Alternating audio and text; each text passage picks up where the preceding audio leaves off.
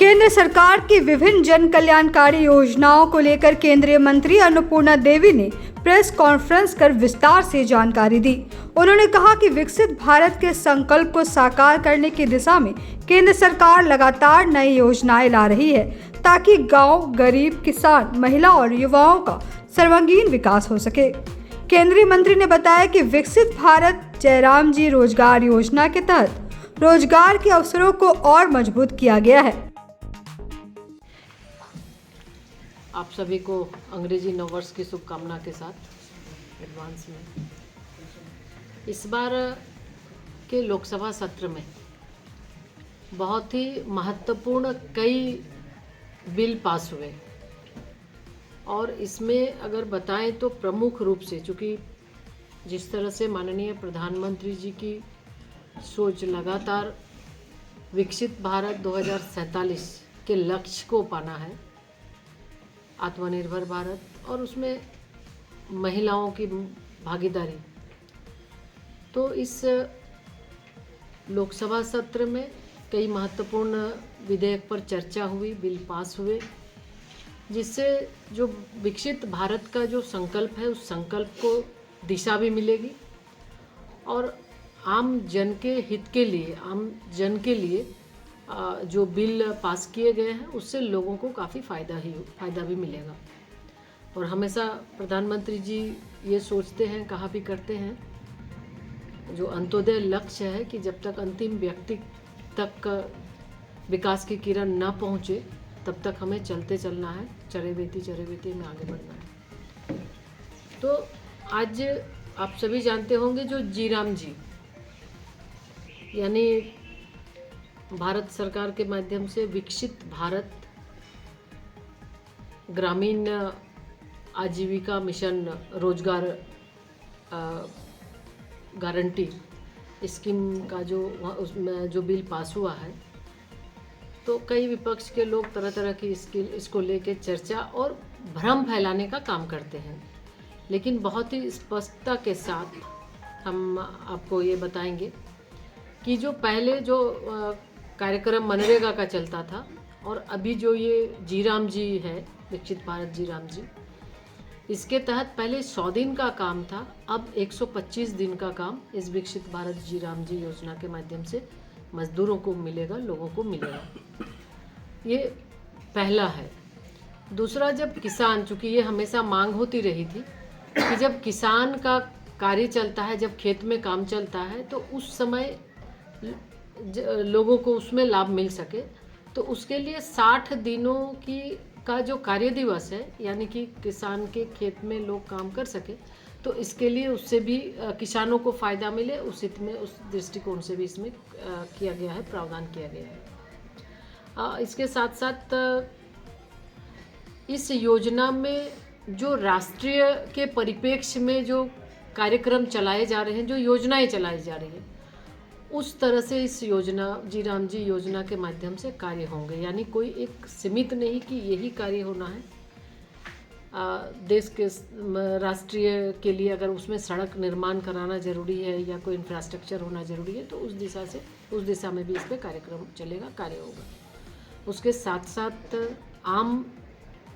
जो लाभुक होंगे, जो ग्रामीण होंगे, पंचायत के लोग, तो वो बैठकर योजना तय करेंगे कि कौन सी योजना हमारे पंचायत में ज़्यादा महत्वपूर्ण है, तो उस तरह से वो इसका ये तय करेंगे, कार्य योजना वो बनाएंगे। उसके साथ साथ जैसे सैटेलाइट इमेज के माध्यम से मैपिंग भी होगी, डाटा आधारित होगा और आधार के साथ लिंक होगा कि उनका पेमेंट डीबीटी के माध्यम से उनके खाते में जाए, तो बायोमेट्रिक सत्यापन के बाद उनके खाता में जाए, तो इसका भी प्रावधान होगा। इसमें किसी भी तरह के कोई गड़बड़ी की आशंका नहीं होगी और निश्चित रूप से जो काम करने वाले हैं उनके खाता में सीधा उसमें पैसा जाएगा। इसे कानूनी रूप से भी सशक्त और अनिवार्य बनाया गया है। और इसके साथ साथ इसमें जो कर्मी हैं, जो मनरेगा कर्मी हैं, जब इसमें काम करेंगे तो उनके लिए भी एक प्रावधान स्पेशल जो एक्सपेंडिचर, एडमिनिस्ट्रेटिव एक्सपेंडिचर का है,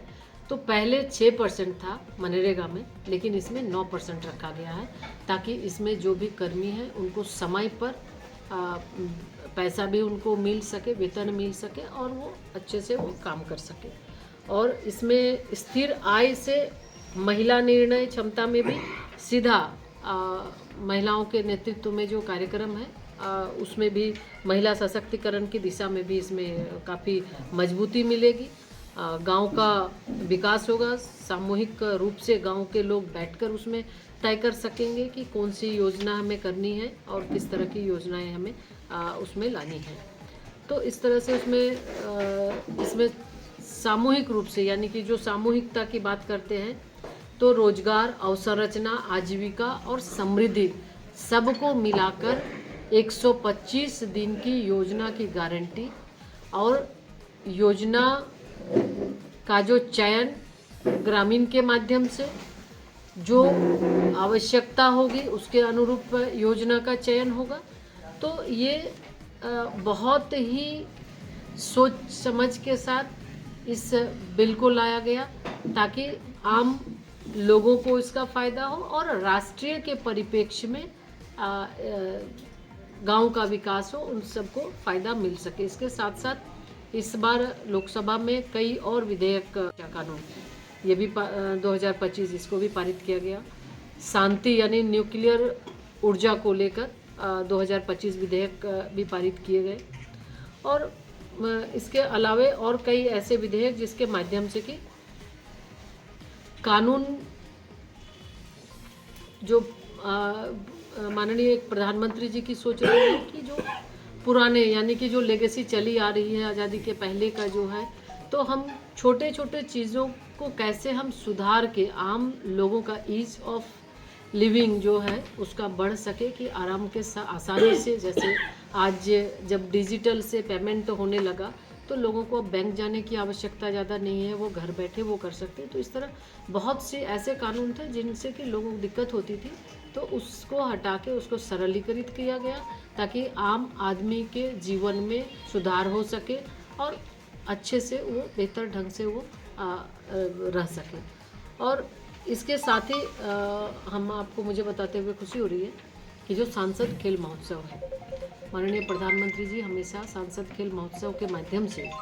फिट इंडिया मूवमेंट, खेलो इंडिया, युवाओं को हमेशा प्रोत्साहित करते हैं कि युवा फिटनेस की ओर ध्यान दें। और खेलो इंडिया के माध्यम से आज भारत जिस तरह से ओलंपिक हो, पैरा ओलंपिक हो, भारत में मेडल की झड़ी लग रही है हर एक क्षेत्र में। अब एक अच्छा वातावरण, एक अच्छा माहौल और जो हमारे एथलीट हैं, जो खिलाड़ी हैं, एक पॉजिटिविटी उनके अंदर भी गई है कि अब सरकार की ओर से जो ध्यान दिए जा रहे हैं, यानी अच्छा एक वातावरण के साथ वो खेलने, चाहे ओलंपिक के लिए जाते हैं तो वहाँ भी एक अच्छा वातावरण होता है और वो खेल के वो जीत के भी आते हैं। तो खेलने जब जाते हैं तब भी प्रधानमंत्री जी मिलते हैं, लौट के आने के बाद भी उनसे मिलकर उनको मोटिवेट करते हैं। तो उस वातावरण को और बृहद रूप से करने के लिए एक सांसद खेल महोत्सव का आयोजन पूरे देश भर में भारतीय जनता पार्टी एनडीए के सभी सांसदों की ओर से आयोजन की गई थी। और कोडरमा लोकसभा क्षेत्र में भी इसका आयोजन हुआ था, चूँकि इसके समापन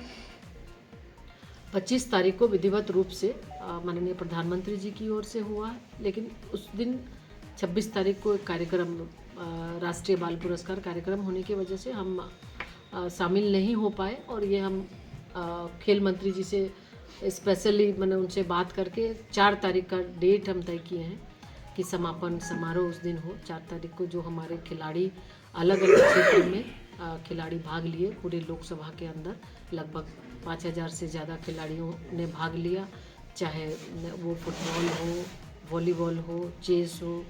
या फिर रिले दौड़, और इस तरह से करीब करीब 7-8 तरह के खेल में बच्चे भाग लिए थे। तो 4 तारीख को बिरनी के पेसम +2 उच्च विद्यालय पलोंजिया में इस कार्यक्रम का समापन होगा। उस कार्यक्रम में निश्चित रूप से हम आग्रह करेंगे आप लोगों को भी आए, ताकि इससे ये मकसद कि हमारे क्षेत्र के अंदर जो प्रतिभाशाली बच्चे हैं उनको आगे बढ़ाना, उनको प्रोत्साहित करना और उसको तैयार करना कि वो आने वाले समय में राज्य और राष्ट्रीय स्तर पर अपने खेल को पहचान दे सके, उनकी पहचान हो सके और उन्हें बेहतर एक माहौल मिल सके। तो इसी दृष्टिकोण से सांसद खेल महोत्सव का आयोजन किया गया था और बहुत ही अच्छा सहयोग सांसद खेल महोत्सव के हमारे सभी साथियों का रहा। और जो खिलाड़ी हैं, खिलाड़ी की ओर से भी जो लगभग 5000 जो खिलाड़ी इसमें भाग लिए, बहुत अनुशासित होकर उन्होंने इस खेल को आगे भी बढ़ाया। और 4 तारीख को विशेष रूप से उन्हें सम्मानित भी करेंगे। तो हम आप सबसे भी, सभी मीडिया के साथियों से भी हमारा आग्रह है कि उस दिन आप लोग ज़रूर पलौंजिया में आप सब लोग उपस्थित हो और जो खिलाड़ी हैं उनकी हौसला अफजाई हो और खेल के क्षेत्र में और ज़्यादा इस मतलब झारखंड ऐसे ही बहुत ही खिलाड़ियों के लिए बहुत ही अच्छा एक ज़मीन है, तो और उसको बेहतर करने का हम सब मिलकर प्रयास करें।